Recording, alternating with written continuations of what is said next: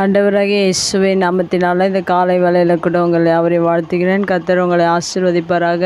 இந்த நாளிலே கூட 1 தீமோத்தேயு 6ஆம் அதிகாரம் 12ஆம் வசனத்தை கூட வாசித்து தியானிக்கலாம்.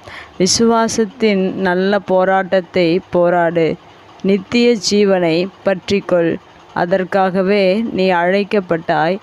அநேக சாட்சிகளுக்கு முன்பாக நல்ல அறிக்கை பண்ணுகிறவனுமாய் இருக்கிறாய். மிக அருமையான வேதவசனம். இந்த வேதவசனத்தில் 3 காரியங்கள் இங்கே சொல்லப்பட்டிருக்கு. தீமோத்தேயு குறித்து சொல்லப்பட்டிருக்கிறது. இந்த வேத வசனங்கள் நமக்கும் உரியதாக இருக்கிறது. ஏனென்றால் ஒவ்வொரு கர்த்தரை அறிந்தவர்களும் விசுவாசிகளும் விசுவாசத்தில் வளர்கிற ஒவ்வொரு பிள்ளைகளுக்கும் அன்று தீமோத்தேயுக்கு பவுல் சொன்னது போல இந்த நாட்களிலும் நமக்கும் இந்த வார்த்தை உரியதாக இருக்கிறது. நாமும் கூட விசுவாசத்தில் நல்ல போராட்டத்தை போராடு என்று சொல்லப்பட்டிருக்கிற இந்த வார்த்தையின் பிரகாரம் நீங்கள் ஒவ்வொரு நாளும் ஆவிக்குரிய வாழ்க்கையில் விசுவாசத்தில் நல்ல போராட்டத்தை போராடுகிறவர்களாக இருக்க வேண்டும்.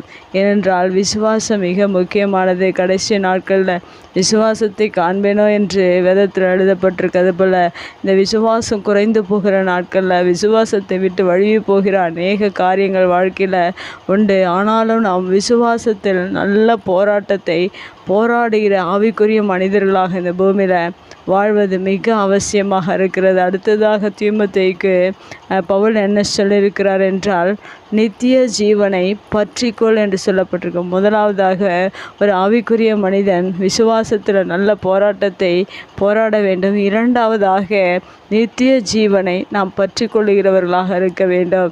ஆனால் இந்த பூமியில் மனிதர்கள், கிறிஸ்தவர்கள், எல்லா மனிதர்களும், எல்லா வாலிபர்களும் சிறுவர்களும் அநேக காரியங்களை இந்த உலகத்தில் பற்றி கொண்டு அதை நோக்கி ஓடிக்கொண்டிருக்கிறார்கள். ஆனால் பற்றி கொள்ள வேண்டிய காரியம் ஒன்று உண்டு.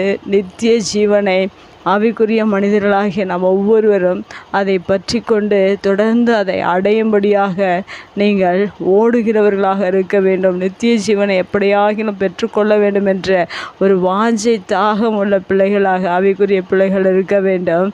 அதற்காகவே நீங்கள் அழைக்கப்பட்டீர்கள் என்று பவுல் தீமோத்தேயுக்கு சொல்லியிருக்கிறது போல நமக்கும் இந்த வார்த்தை உண்டு. நாமும் கூட அதற்காக தான் அழைக்கப்பட்டிருக்கிறது. பூமியில் மனிதனாக பிறந்திருக்கிறோம். தேவன் நம்மை தெரிந்து கொண்டிருக்கிறார்.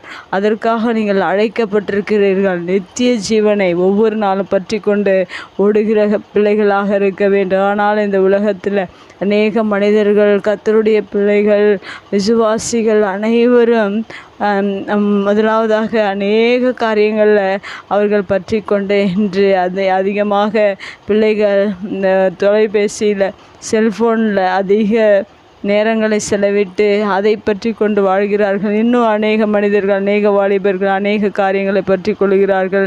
இதையெல்லாம் நாம் பூமியில் விட்டு நித்திய ஜீவனை மாத்திரம் பற்றி கொள்கிற பிள்ளைகளாக இருக்க வேண்டும். அதற்காக தான் நான் அழைக்கப்பட்டிருக்கிறோம் என்பதை ஒருபோதும் மறந்து போகக்கூடாது.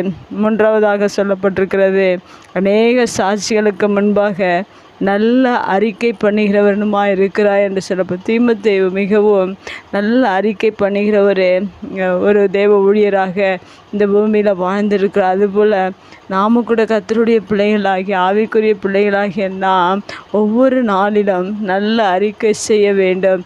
இன்று அநேக தேவையற்ற காரியங்களை பேசி நேரங்களை செலவிடுகிறார்கள். ஆனால் தீமோத்தேயு வாழ்க்கையில் நல்ல அறிக்கை செய்திருக்கிறார். விசுவாசத்தோடு கூட, பரிசுத்தத்தோடு கூட, நீதியோடு கூட எல்லா காரியங்களையும் அவர் மிகவும் அருமையாக நல்ல அறிக்கை மனிதர்களுக்கு முன்பாக அநேக சாட்சிகள் என்று சொல்லப்பட்டிருக்கிறது. அனைவருக்கும் முன்பாகவும் நல்ல அறிக்கை செய்வது மிக அவசியமாக இருக்கிறது.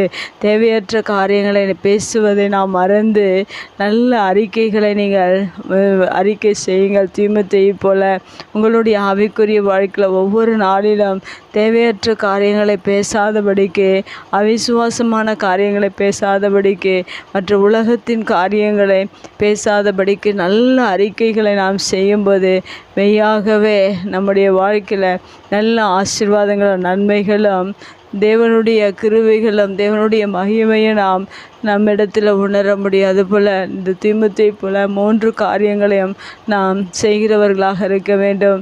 நல்ல போராட்டத்தை விசுவாசத்தில் போராட வேண்டும். நித்திய ஜீவனை பற்றி கொள்ள வேண்டும்.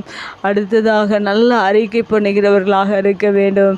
தீமோத்தேயுக்கு மாத்திரமல்ல, பவுல் எழுதியிருக்கவில்லை.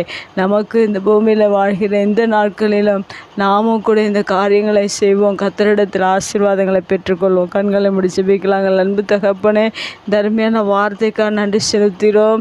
அன்று தீமோத்தேயு விசுவாசத்தில் போராடினது போல, நித்திய ஜீவனை பற்றி கொண்டது போல, நல்ல அறிக்கை செய்தது போல, நாங்களும் இந்த பூமியில் உம்முடைய பிள்ளைகளாக, ஆவிக்குரிய பிள்ளைகளாக இந்த காரியங்களை செய்து உம்மிடத்தில் ஆசீர்வாதங்களை பெற்றுக்கொள்ள இந்த வார்த்தை இந்த நாளில் நீ கொடுத்ததற்காக நன்றி. இதை கேட்கிற ஒவ்வொரு பிள்ளைகளும் விசுவாசத்தில் போராடி ஜெயிக்கத்தக்கதாக, நித்திய ஜீவனை பெற்றுக்கொள்ளத்தக்கதாக நல்ல அறிக்கை பண்ணுகிறவர்களாக இந்த பூமியில் நீர் ஒவ்வொருவரையும் மாற்றுவீராக. இயேசுவின் நாமத்தில் ஜெபம் கேளும் நல்ல பிதாவே, ஆமேன்.